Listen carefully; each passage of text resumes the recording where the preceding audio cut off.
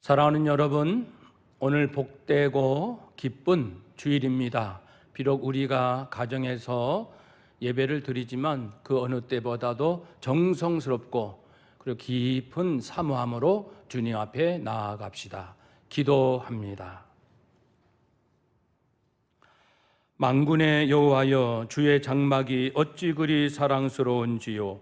내 영혼이 여호와의 궁정을 사모하여 쇠약하며 내 마음과 육체가 살아 계시는 하나님께 부르짖나이다. 아멘.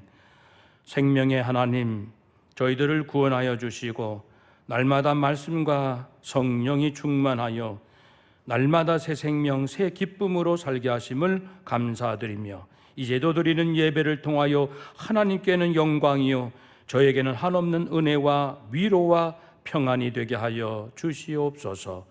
예수님의 이름으로 기도하옵나이다. 아멘.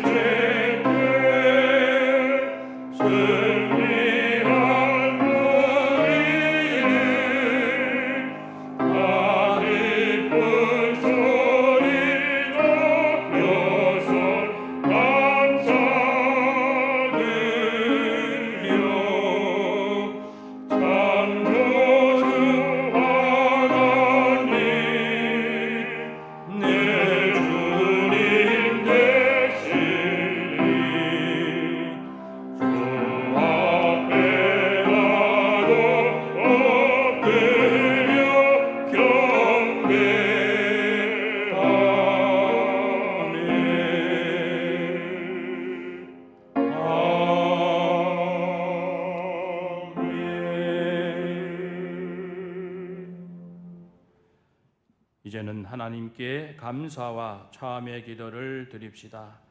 어려운 가운데서도 하나님은 날마다 신령한 은혜와 위로를 더하여 주시니 감사를 드립시다.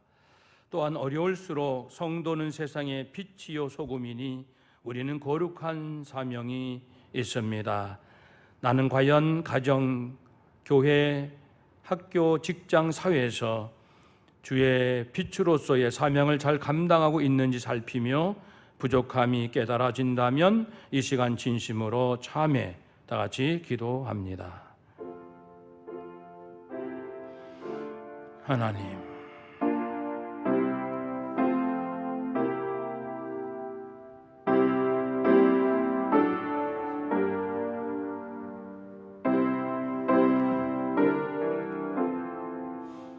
아버지,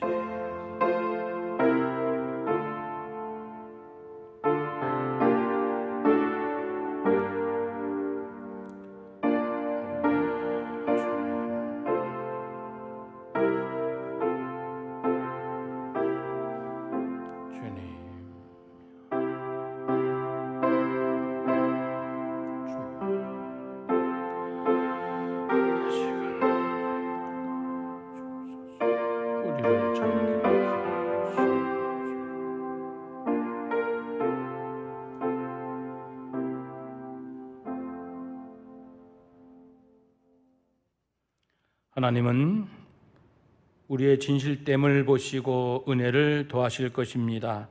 누가 능히 하나님께서 택하신 자들을 고발하리요? 의롭다 하신 이는 하나님이시니 누가 정죄하리요? 죽으실 뿐 아니라 다시 살아나신 이는 그리스도 예수시니 그는 하나님 우편에 계신 자요 우리를 위하여 간구하는 자시니라.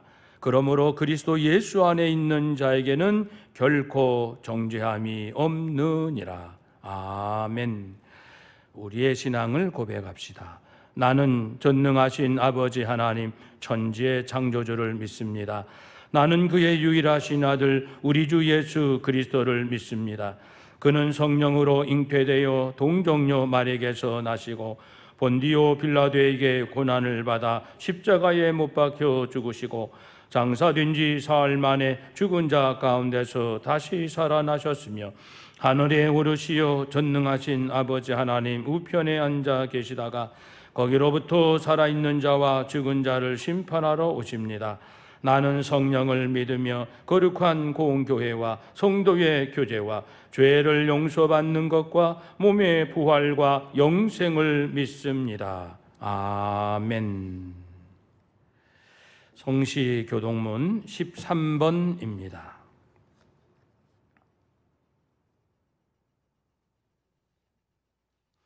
시편 23편. 여호와는 나의 목자시니 그가 나를 푸른 풀밭에 누이시며 내 영혼을 소생시키시고 내가 사망의 음침한 골짜기로 다닐지라도 해를 두려워하지 않을 것은 주의 지팡이와 막 나를 안위하시나 주께서 내 원수의 목전에서 내게 상을 차려 주시고 내 평생의 선하심과 인자심이 반드시 나를 따르리니 아멘. 전광수 장로님 기도하시겠습니다.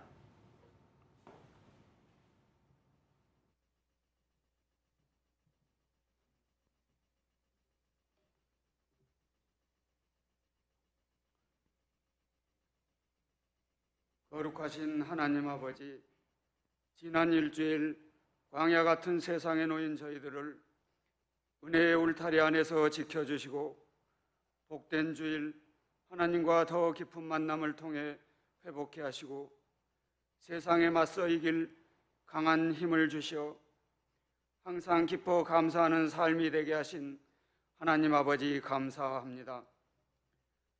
하나님을 예배하는 것이 최우선되게 하시어 영상을 통하여 복음이 전해지고 은혜가 넘쳐나게 하시는 주님께 감사와 찬양을 올려드리며 코로나19 종식을 위해 기도하고 더욱 집중하고 헌신하는 마음으로 온라인 예배로 모이게 하심에 감사드립니다.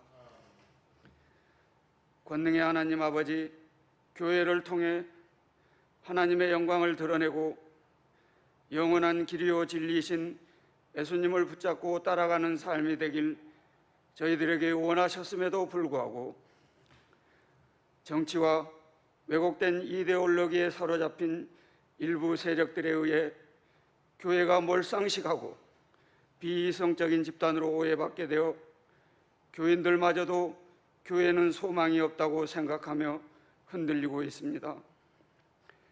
기독교인 모두가 자신의 삶이 신앙적인지를 다시 성찰하는 시간을 가져 올바른 영적 분별력으로 신앙을 이념으로 포장하여 선동하는 무리들을 가려낼 줄 아는 영적 균형을 이뤄가는 성도들이 되게 하옵소서. 사랑의 하나님 아버지, 코로나19는 이제 걱정과 염려를 떠나 두려움 그 자체가 되어 온전한 예배와 모임마저도 막아서고 다음 세대들에게 신앙교육과 전도도 자유롭게 할 수 없는 영적 패배를 불러오고 있지만 영상과 다양한 매체와 네트워크를 통해 말씀과 기도, 순종과 독서로 영적 깊이를 쌓아가며 우리들에게 맡겨진 학생들과 연약한 성도들을 위해 기도하고 교회가 사회적 책무를 충실히 이행한다면 한국교회는 모든 어려움을 극복하고 부흥발전하는 역사를 하나님께서 다시 보시게 할 것입니다. 이 시간 말씀의 자리로 나아갑니다. 설교하시는 이정권 담임 목사님을 붙들어 주셔서 오직 진리 되신 하나님의 말씀을 온전히 전하게 하시어 말씀을 통해 받은 은혜가 각 가정에 넘쳐나게 하시고 은혜 안에서 부모의 신앙이 자녀들에게 흘러가는 신앙의 세대 간 계승이 이루어지게 하옵소서. 코로나19의 조속한 종식을 위해 기도하고 예배드리는 모든 한국교회를 붙들어 주시고 오직 주님께만 영광 올려드리는 거룩한 주일이 되게 하옵소서. 예수님의 이름으로 기도드립니다. 아멘.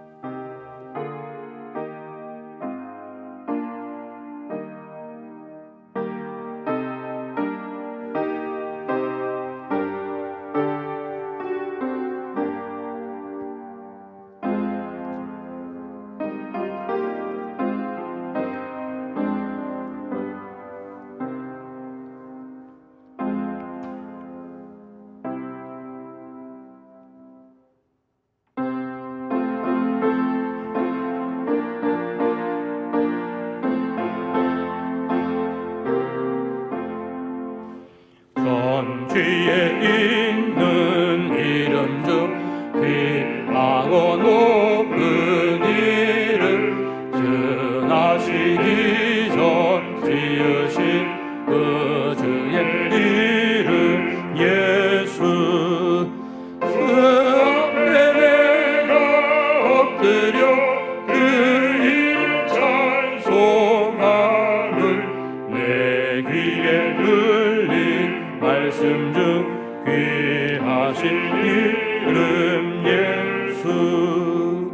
주 십자가에 달릴 때 명패에 쓰인 대로 저 유대인의 왕이요 고 우리 왕이시라.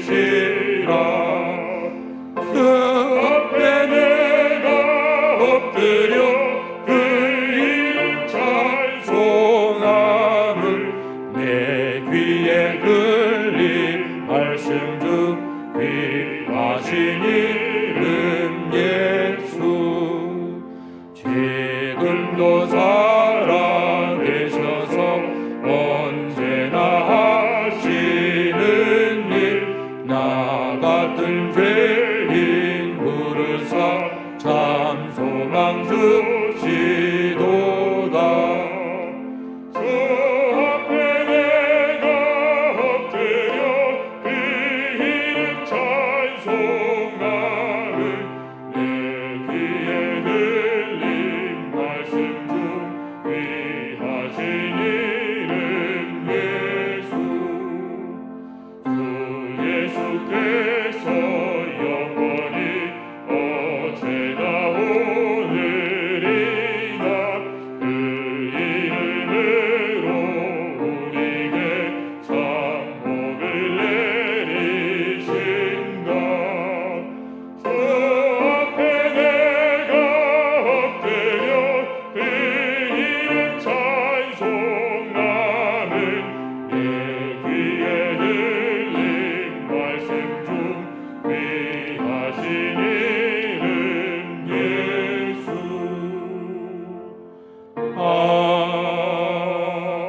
아멘. 하나님 말씀을 함께 봉독합니다. 신약성경 요한복음 16장 20절에서 24절까지 예수님의 고별 설교 중 거의 끝부분에 해당되는 말씀입니다. 20절부터 24절까지 우리 함께 봉독합시다. 내가 진실로 진실로 너희에게 이르노니 너희는 곡하고 애통하겠으나 세상은 기뻐하리라. 너희는 근심하겠으나 너희 근심이 도리어 기쁨이 되리라. 여자가 해산하게 되면 그 때가 이르렀으므로 근심하나 아기를 낳으면 세상에 사람 난 기쁨으로 말미암아 그 고통을 다시 기억하지 아니하느니라. 지금은 너희가 근심하나 내가 다시 너희를 보리니 너희 마음이 기쁠 것이요 너희 기쁨을 빼앗을 자가 없으리라. 그날에는 너희가 아무것도 내게 묻지 아니하리라. 내가 진실로 진실로 너희에게 이르노니 너희가 무엇이든지 아버지께 구하는 것을 내 이름으로 주시리라. 지금까지는 너희가 내 이름으로 아무것도 구하지 아니하였으나 구하라 그리하면 받으리니 너희 기쁨이 충만하리라. 아멘.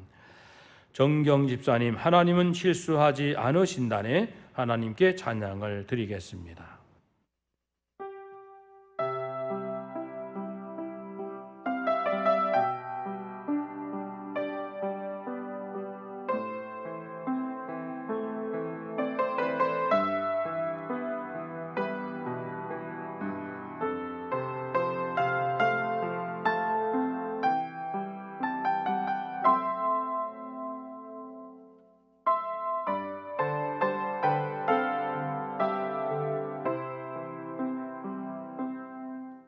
내가 걷는 이 길이 혹 굽어도는 수가 있어도 내 심장이 훌렁이고 가슴 아파도 내 마음 속으로 여전히 기뻐하는 까닭은 하나님은 실수하지 않으심일세.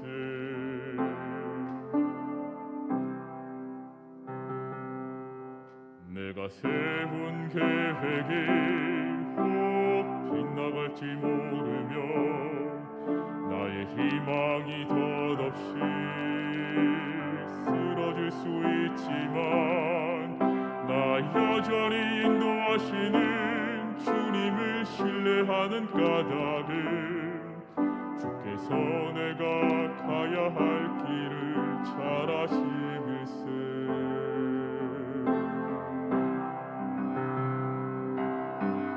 어두운 밤 어둠이 깊어 날이 다시는 밝지 않을 것 같아 보여도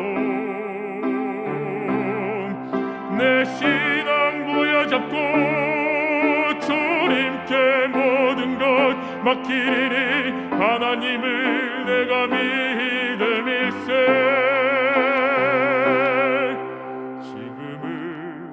내가 볼 수 없는 건 너무 많아서 너무 멀리 가물가물 아른거려도 운명이여 오라 나 두려워하니 아래 만사를 주님께 내어 맡기네. 차츰차츰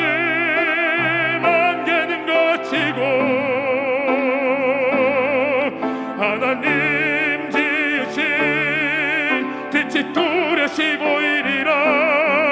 가는 길이 온통 어둡게만 보여도 하나님은 실수하지 않으신다네.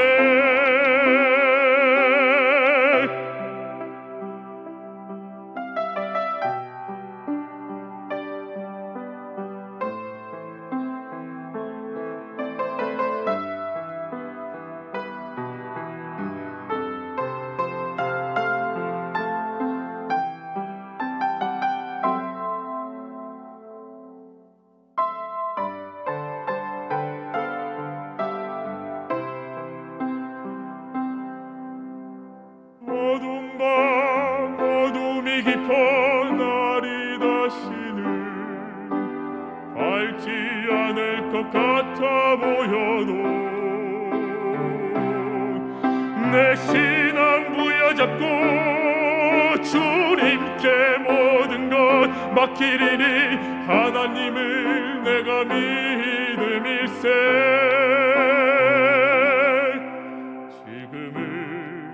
내가 볼 수 없는 건 너무 많아서 너무 멀리 가물가물 아른거려도 운명이여 오라 나 두려워하니 아래 만사를 주님께 내어 맡기래. 차츰차츰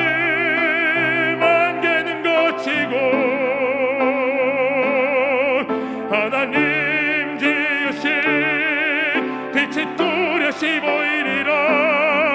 가는 길이 온통 어둡게만 보여도 세수하지 않으신다네. 가는 길이 온통 어둡게만 보여도 하나님은 세수하지 않으신다네. 하나님은 세수하지 않으신다네.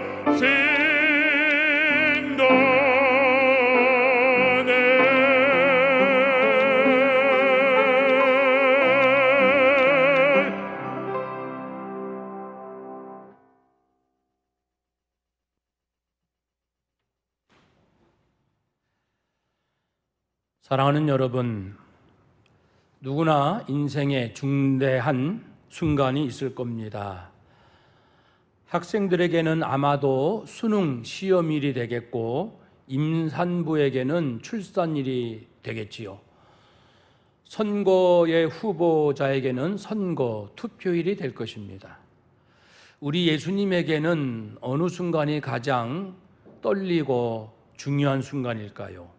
그것은 33년의 생애를 마감하시는 마지막 한 주간, 고난주간일 것입니다. 그 시간들 동안 예수님은 제자들과 작별을 해야 하고 모든 삶을 총정리를 하셔야 됩니다. 마침내는 십자가 위에 자신을 제물로 드려야 하는 그런 두려움을 맞닥뜨리는 시간들이 있습니다. 그런데 예수님께서 겪으시는 이 고통의 수준은 인간이 겪는 것과는 정말 질적으로 다릅니다. 그것은 예수님께서 당하신 고통은 인간의 모든 죄값을 대신 치르고 인간이 받을 모든 저주를 대신 받으시는 고통이시기에 얼마나 크고 힘들고 무거운 고통이겠습니까? 영적으로는 하나님께 버림받는 것이고 정신적으로는 정말 억울한 누명을 쓰고 그리고 죽으시는 것이며, 또 제자들과 자신을 추종했던 사람들에게는 철저히 외면당하는 고통이요, 육신적으로는 죽도록 맞으시는 그런 육신적 고통도 있습니다. 예수님은 이 모든 고통들을 왜 자신이 당해야 하는지를 충분히 아시면서도 그 고통이 너무나도 무섭고 크고 힘드시기에 피하고 싶을 정도의 그러한 심정이었습니다. 특별히 겟세마네 동산에서의 기도와 십자가 위에 달리신 상황에서는 더욱 그러하셨습니다. 그런데 우리 주님은 말할 수 없는 고통 가운데서도 놀라운 기쁨을 갖고 계셨는데, 이 기쁨이 더 크셨기에 그 엄청난 고통도 감내하실 수 있었습니다. 예수님 안에 많은 기쁨 중에 큰 두 가지 기쁨, 첫째는 자신 때문에 죄인들이 구원받을 수 있다라는 그 기쁨입니다. 영원한 저주와 형벌 아래서 해방되어 기뻐할 인생들의 그 구원을 기뻐하셨고, 또 당신께서 이제 죽으시나 다시 살아날 부활의 그날을 소망하셨기에 바라보셨기 때문에 기뻐하셨습니다. 사랑하는 여러분, 그렇습니다. 고통이 아무리 크고 힘들다 할지라도 기쁨이 고통보다 크면 누구나 이겨낼 수가 있습니다. 이러한 중요한 숨막히는 고통의 고난주간 시간 동안에도, 그런데 우리 주님은 무엇을 생각하셨을까요? 그것은 다름 아닌 그 나름대로 고통과 절망 가운데 있을 제자들을 미리 아시고, 그들이 어떤 상황에서도 어떤 환난에서도 그들의 믿음과 마음을 굳게 지켜낼 수 있도록 하는 일, 즉 그들이 기쁨을 바라볼 수 있도록 하는 일이었습니다.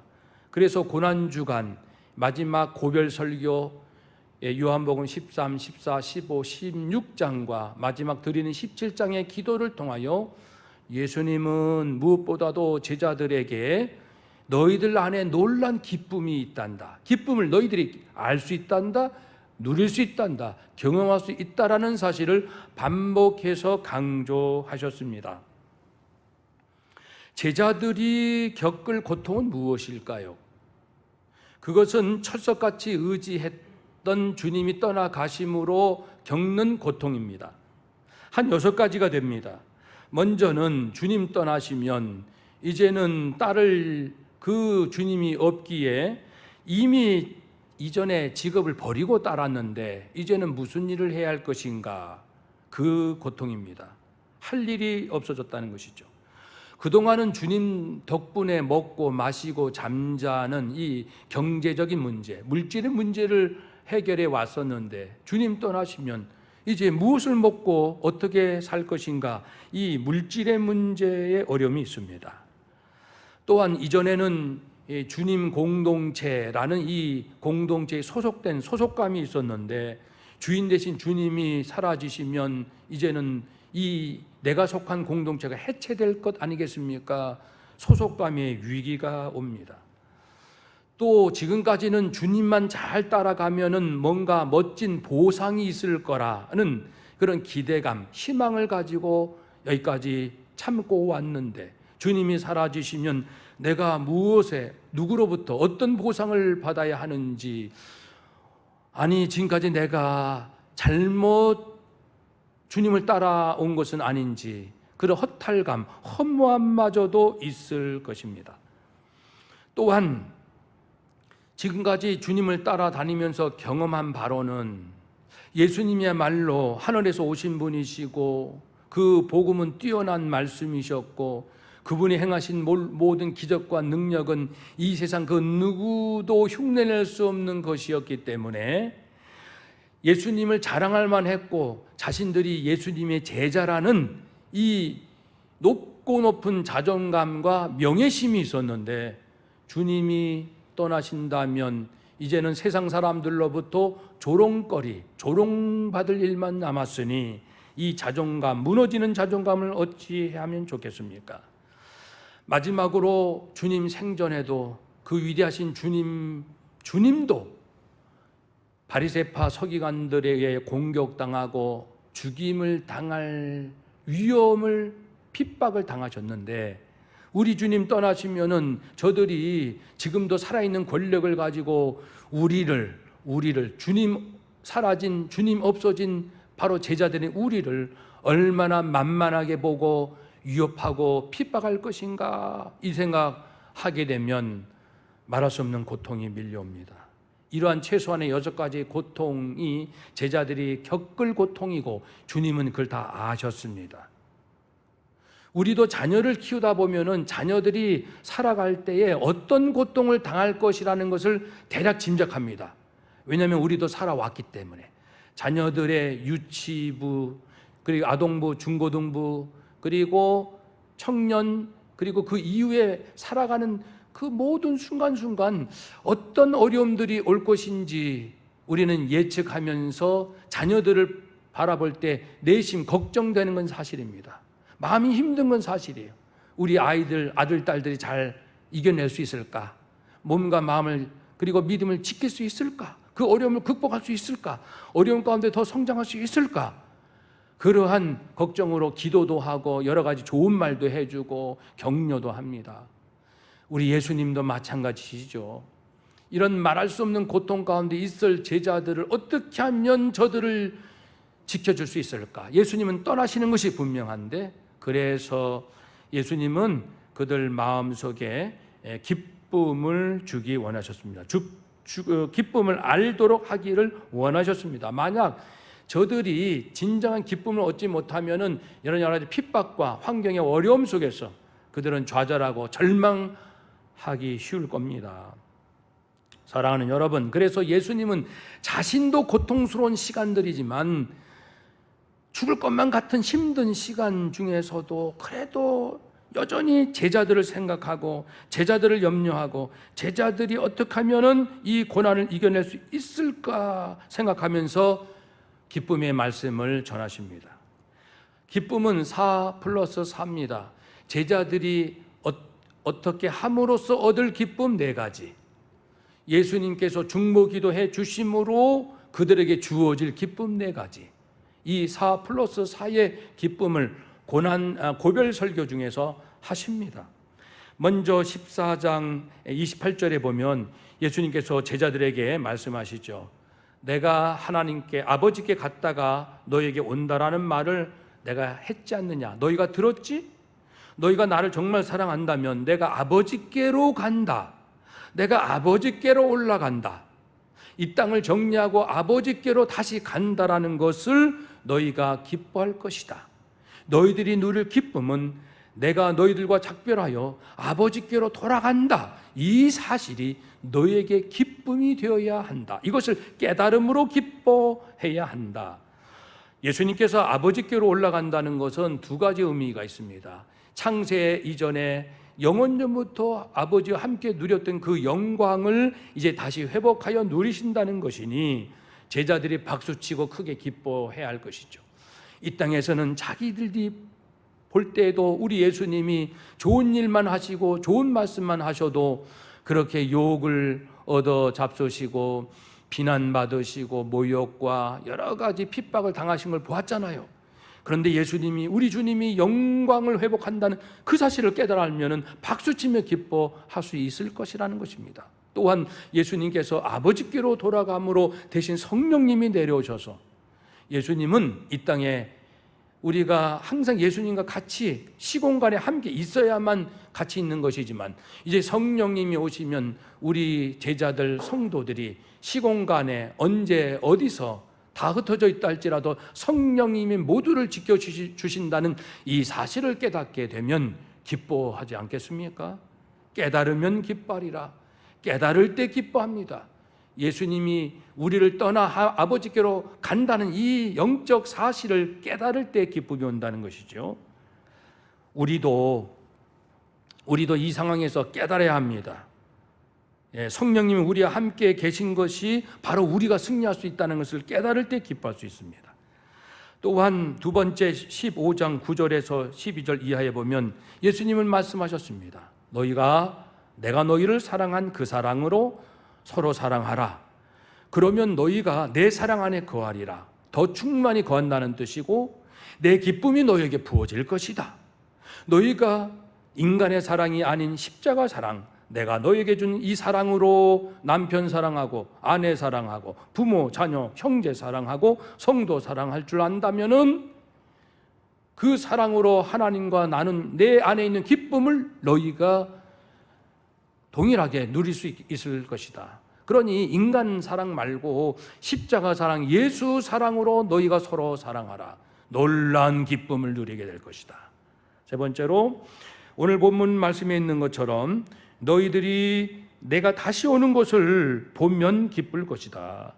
그렇죠. 여자가 해산하게 되면 여러 가지 근심 걱정으로 마음이 무겁습니다만은 출산하여 건강한 아기를 얻었을 때, 그 새 생명을 얻었을 때 그 기쁨, 굉장한 기쁨, 이 기쁨이 크므로 그 해산하기까지 그 긴 고통의 시간들을 다 잊는다고 했습니다. 그러니까 고통이 중요한 게 아니고 고통보다 더 큰 기쁨이 내게 있느냐 없느냐가 중요하다는 사실이죠. 그래서 그 아기의 엄마가 그렇게 기뻐함으로 고통을 다시 기억하지 않는 것처럼 이제 헤어지는 근심이 있지만 헤어지기 때문에 여러 가지 고통, 앞서 드린 6가지 이 고통 가운데 힘들어 하지만 다시 예수님을 목격하면, 부활하신 예수님을 만나면은 그 고통이 눈 녹듯이 사르르 사라진다고 말씀합니다. 사랑하는 여러분, 부활의 소망, 부활의 신앙이 분명합니까? 아무리 코로나가 어찌어찌 한다 할지라도 내 안에 부활하신 예수님에 대한 확고한 믿음과 나도 부활할 그날을 소망하는 믿음이 있다면 우리는 더 크게 기뻐할 것이라는 말씀입니다. 부활은 사실이지요. 믿지 않는 사람은 있을 수 없다고 말합니다. 과학적으로 증명할 수 없다라고 말합니다. 물론 그렇죠. 초과학적, 초자연적인 현상이니까요. 그러나 한 가지 이 증거만으로도 부활이 사실이라는 것을 알 수 있습니다. 여러분, 만약에 예수님의 부활이 거짓이다, 예수님이 부활하지도 않으셨는데 제자들이 자존심 상하니까 거짓말로 예수님 부활하셨다라고 말할 수 있을까요?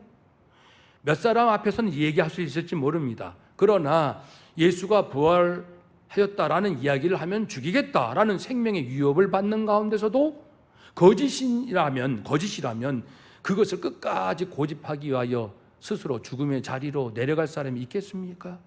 혹 한두 사람 있겠지요. 몇십 명 있을 수 있다고 합시다. 그러나 초대교회 정말 수많은 성도들이 예수님은 부활하셨습니다. 나는 보았습니다. 이것을 외치며 순교하였습니다. 그것이 거짓이라면 누가 생명을 걸고 수많은 사람들이 죽음의 자리로 가겠습니까? 그것도 기꺼이 말입니다. 이 한 가지 사실만으로도 부활은 진실이요 사실이다. 예수님의 부활하심을 진실로 목격했으니까, 보았으니까 부정할 수 없는 진실 앞에 사람은 생명을 내어놓을 수 있지, 거짓을 말하기 위해서 생명 내어놓는 자는 없습니다. 사랑하는 여러분, 코로나 이런 상황에서 나는 예수님의 부활, 그리고 나의 부활을 얼마나 믿고 신뢰하며 있는지 살펴봅시다. 부활의 믿음이 확실하면 그만큼 기쁨은 클 것입니다. 또한 23절, 24절 이하에 예수님의 이름을 의지하여 기도하면 그 기도가 응답됨으로 기뻐할 거라고 말씀했습니다. 예수님의 이름이 중요합니다. 누구의 이름이 아니라 중보자이신 오직 예수 그리스도의 권세에 의지하여 응답을 받는 이 기쁨. 그러니 예수님은 비록 떠나셨다 할지라도 예수님의 이름을 의지하여 기도했더니 응답되는 놀라운 이 사건들을 경험하고 체험함으로써 여전히 내가 믿는 내 주 예수 그리스도의 그 이름에 권세가 있다. 즉 예수님은 살아계시고 예수님의 그 능력은 변함이 없다라는 증거가 되지 않겠습니까? 그러므로 기도 응답에 체험이 많은 사람들은요, 아주 강력한 믿음이 있습니다. 그들은 늘 기쁨 가운데 삽니다. 태국의 어느 한국 선교사님의 간증에 이런 내용이 있습니다. 릉로이선 형제 이야기입니다. 그 태국 선교지 이야기입니다. 그는 알코올 중독자요, 월급을 받으면 술과 여자로 탕진하고 매일 담배 2갑을 피는 골초요, 노름으로 일관합니다. 그런데 그 아내가 먼저 예수님을 믿게 되었고 남편을 위해서 기도합니다. 선교사님도 그를 위해서 기도하며 한 번도 그런 남편을 정죄하거나 비판하지 않고 낙심하지 않고 인내하며 긍휼히 여기는 마음으로 기도할 뿐이었습니다. 그렇게 3년이 흘렀어요. 어느 날 아내의 전도를 받고 릉로이선 형제가 교회에 갑니다. 그리고 주님 품에 돌아오는데 그의 고백은 이러합니다. 예수님은요, 술과 담배를 끊도록 강요하지 않으셨어요. 내가 교회에 갔다 온 첫날, 바로 그 첫날에 담배 2개 피를 피고 난 후 나는 혼절 기절해 버렸습니다.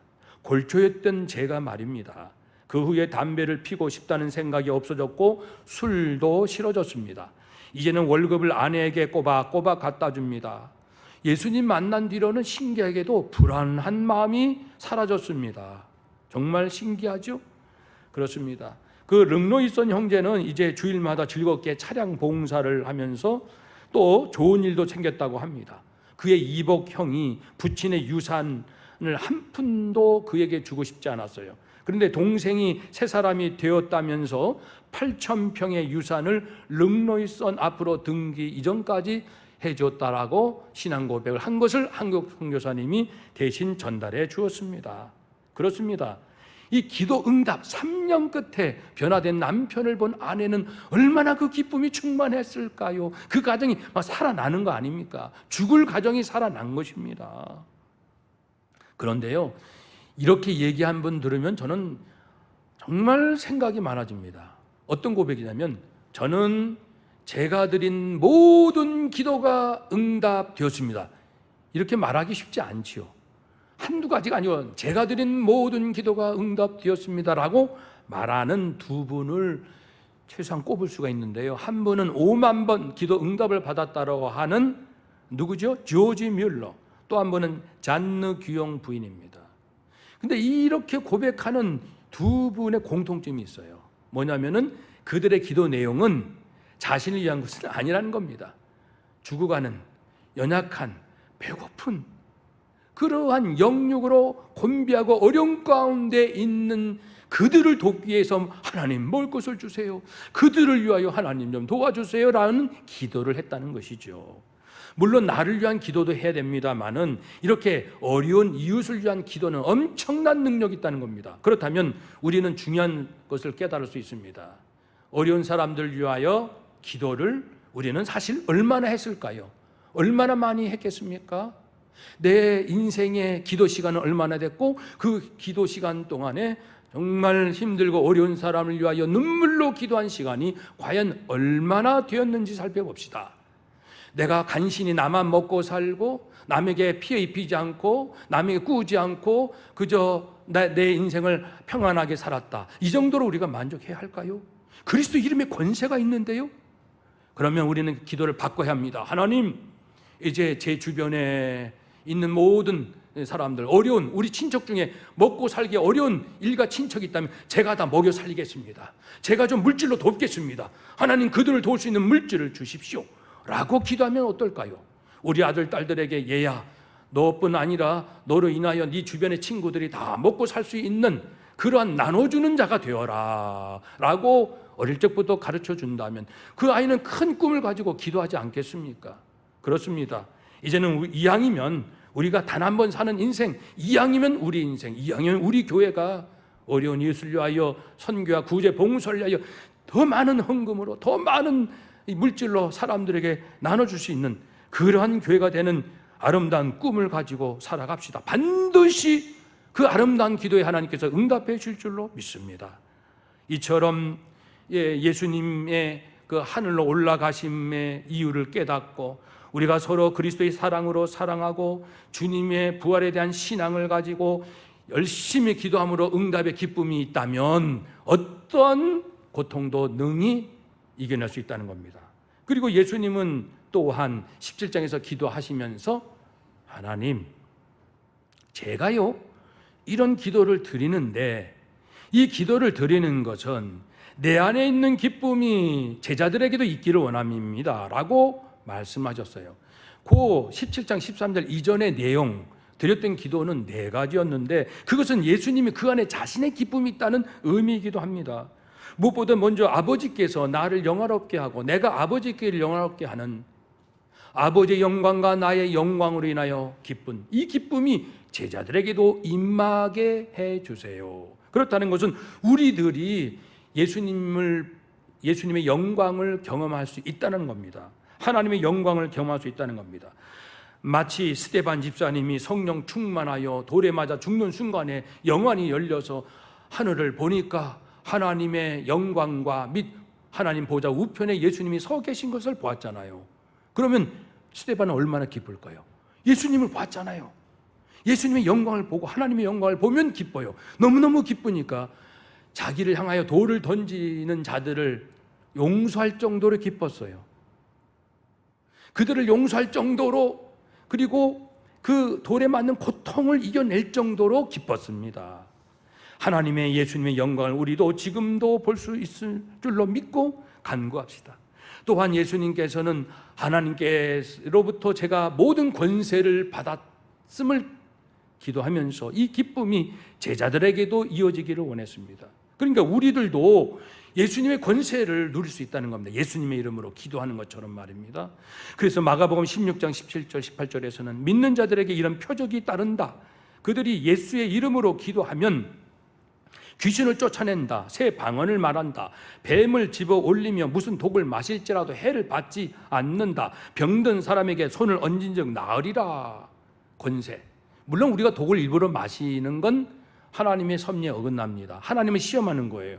그런데 내가 어찌어찌하여 독을 마시거나 상한 음식을 먹었을 때 마실 약도 없고 그럴 때 어떻게 합니까? 그때 예수 피로 기도하면 돼요. 저도 여러 번 경험했습니다. 위가 상하고 너무나도 고통스러울 때 당장 어떻게 조치할 방법이 없네요. 그러나 두려워하지 마세요. 배를 어루만지면서 쓰다리면서 하나님, 예수 피, 예수 생명 제 위에 부어주세요. 제 몸에 부어주세요. 천국에 계신 예수님, 주님께서 십자가상에서 피를 흘리시고 주신 생명의 능력, 그 능력 그대로 지금 이 아픈 제 배 위에 그 능력을 부어주세요. 예수 비 예수 생명, 예수 비 예수 생명을 부어주세요 라고 간절히 기도할 때에 놀랍게 치유되는 그런 경험이 여러 번 있었습니다. 저뿐 아니에요. 여러 성도님들이 있습니다. 여러분, 우리가 건강을 지키고 여러 가지 의학적 상식을 가지고 최선을 다해야 됩니다. 그러나 어찌할 수 없는 상황, 죽을 것만 같은 절박한 순간이 있다 할지라도 조금도 두려워하지 마시고 예수 그리스도의 이름의 권세를 가지고 기도를 할 수 있습니다. 그러면 그 권세를 경험할 수 있을 때 얼마나 기쁜지 알 수가 없어요. 또한 예수님은 기도 중에서 제자들이 믿음이 점점 성장해 가는 것, 그것으로 인하여 하나님께 기뻐하며 기도했습니다. 그것은 뭐냐면 우리 역시 내 믿음이 성장하는 것으로 기뻐할 수 있다는 겁니다. 마치 사도 바울이 하나님 제 병 좀 고쳐주세요, 바울이 기도했지만 주님이 3번 그 기도를 다 듣지 아니하시고 됐다, 내 은혜가 너에게 충분하다, 고침받지 않아도 너는 충분히 행복하게 살 수 있어, 그런 말씀을 할 때 나로 하여금 겸손케 하시려고 하시는구나, 그 뜻을 깨닫고 도리어 크게 기뻐했다고 했습니다. 믿음이 성장한 거죠. 항상 내가 기도하면 내 원하는 대로 다 들어주시고 내 몸은 항상 건강해야 되고 아픈 몸은 항상 나아야 돼라는 그런 믿음에서 낫지 않을 수도 있다라는 믿음까지 이제 올라간 거예요. 도리어 크게 기뻐하는 믿음까지 성장했을 때 바울이 내가 전에는 이것밖에는 몰랐는데 이쪽까지 알았구나. 마치 욥이 내가 잘못한 것이 없는데 왜 고난이 와요? 그거밖에 몰랐는데 내가 잘못이 없어도 하나님의 뜻 가운데서 고난이 올 수 있다라는 것까지 깨달았을 때 크게 기뻐했던 것처럼 믿음이 점점 성장할 때 누리는 기쁨, 우리도 그런 기쁨 누려보시죠. 얼마나 기쁩니까? 또한 예수님께서는 이제 그 제자들을 자기가 자신이 지킨다고 했습니다. 아버지의 이름으로, 아버지의 성품, 거룩하신 뜻과 권능으로 제자들을 지킨다라는 기도로 이 기쁨을 제자들에게도 주기 원하십니다. 무슨 뜻입니까? 주님이 그렇게 중보기도 하시니까 우리가 위기에서 건짐을 받고 보호를 받을 수 있다는 겁니다. 그런 걸 경험할 때 얼마나 기쁠까요? 예를 들면 사도행전의 그 12장에 베드로가 복음을 전하다가 감옥에 갇혔지만 천사가 나타나서 영화 같은 사건이 있잖아요. 모든 것이 풀어지고 해방된 그러한 사건, 그 보호받는 그러한 일을 한번 경험하면 베드로는 눈물 콧물로 기뻐할 겁니다. 그리고 죽자 사자로 복음을 더 전할 겁니다. 열심히. 왜냐하면 그 기쁨이 있기 때문에 주님이 천사를 나에게 보내주셨어. 내가 감옥에서 저절로 풀려날 수 있었거든. 여러분, 그런 그 엄청난 기적뿐 아니라 소소한 일부터 우리는 매일같이 하나님의 보호하심을 경험하게 됩니다. 예수님이 이렇게 4가지를 중보기도해 주신다고 했습니다. 우리가 주님의 영광을 볼 수 있도록, 우리가 예수 이름의 권세를 누릴 수 있도록, 우리의 믿음이 날로 성장할 수 있도록, 우리가 위기에서 보호받을 수 있도록 기도하시니 우리가 경험하게 될 것이요, 경험하니 우리가 기뻐하고, 기뻐하니 우리가 어떠한 고난 가운데서도 능히 이겨낼 수 있다. 말씀을 정리하겠습니다. 우리 예수님도 고통스러운 그런 시간들이 있었지만 기쁨으로 이겨내셨고, 사랑하는 제자들도 6가지 고통 가운데 있겠지만 그러나 이제 4+4의 그런 기쁨이 충만해서 능히 이겨내고 복음 전파에 생명 다하였고, 그러니 우리는 못할 게 뭐가 있습니까? 우리 안에도 예수님 계시고 하나님 계시고 우리 안에 성령님 계시고 우리 안에도 여전히 복음이 있고 성경 말씀이 있는데, 초대교회 사도들이 제자들이 했다면 우리도 그렇게 살 수 있죠. 그러므로 로마서 8장 35절 말씀처럼 누가 우리를 그리스도의 사랑에서 끊으리요? 환난, 곤고, 박해, 기근, 부끄러움, 수치나 위험이나 칼, 어떤 것이 온다 할지라도 이 모든 일에 우리를 사랑하신 이로 말미암아 우리를 넉넉히 이기느니라 말씀했습니다. 넉넉히 이기느니라. 저는 이 말씀 좋아합니다. 신앙생활 하려면 위대하게 해야 됩니다. 크게 넉넉히 이긴다. 저는 그런 말씀에서 초월의 영성을 아주 전율처럼 느낍니다. 넉넉히 이기는 그 위대함, 어떠한 고통과 핍박과 환난과 수치와 부끄러움이 있다 할지라도 이겨내는, 넉넉히 이겨내는 이런 거룩한 기쁨, 이런 기쁨이 제자들처럼 우리 모두에게도 충만하게 될 줄로 믿고 그렇게 되시기를 주의 이름으로 축복합니다. 오히려 어려운 가운데 제자들처럼 빛나는 인생 사시기를 주의 이름으로 축복합니다. 아멘. 기도하겠습니다. 우리 말씀을 기억하며 1분 동안 하나님, 고통이 문제가 아니라 기쁨이 있느냐, 얼마나 크냐가 중요한 것 같습니다. 주의 기쁨을 주옵소서. 기도합시다.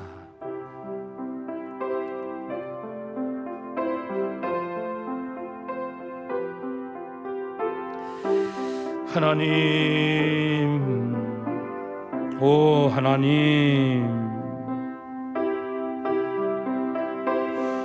아버지 주여,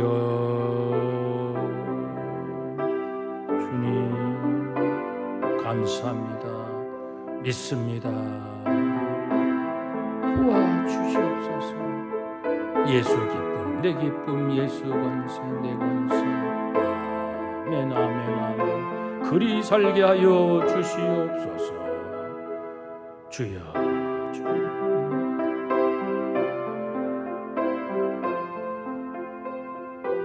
주님,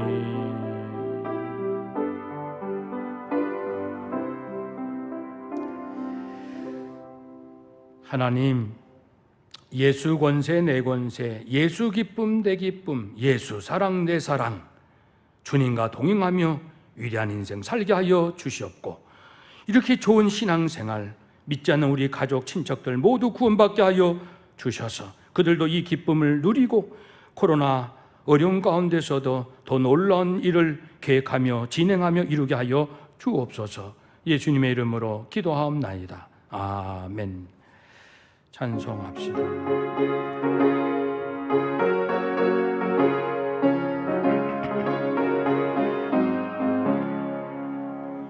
나의 맘에 근심 구름 가득하게 넘기고 슬픈 눈물 낙엽없이 흐를 때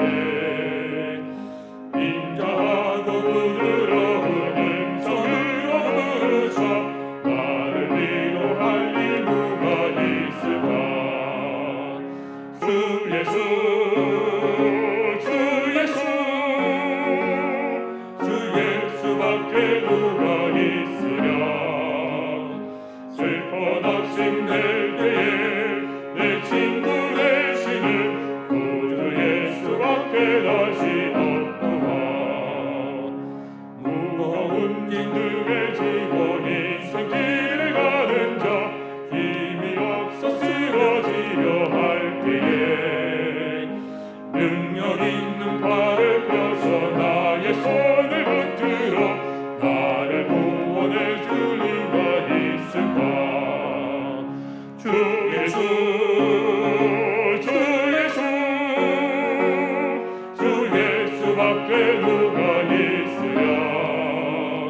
슬퍼 낙심될 때에 내 친구 되시는 구주 예수밖에 다시 없도다.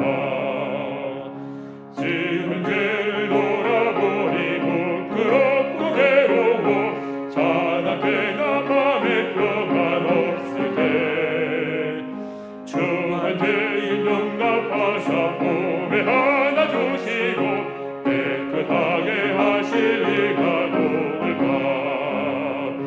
주 예수, 주 예수, 주 예수밖에 누가 있으랴. 슬퍼 낙심될 때에 내 친구 되시는 구주 예수밖에 다시 없도다. 요단강을 건너가서 시온성을 향할 때 나와 항상 동행할 리 누굴까. 두려움에 검은 구름 모두 헤쳐버리고 나의 갈 길 인도할 리 누굴까. 주 예수,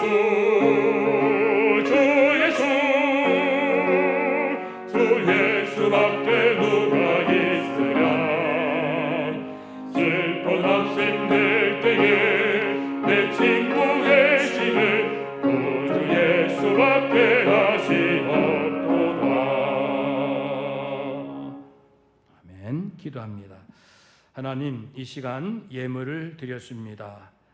하나님께 정성스러운 마음을 다한 진실된 예물이오니 기뻐하시고, 저희들 예물을 드릴 때마다, 일을 할 때마다, 선한 일을 할 때마다 하늘의 기쁨, 세상의 기쁨이 아니라 하늘의 기쁨이 가득하게 하여 주시옵소서.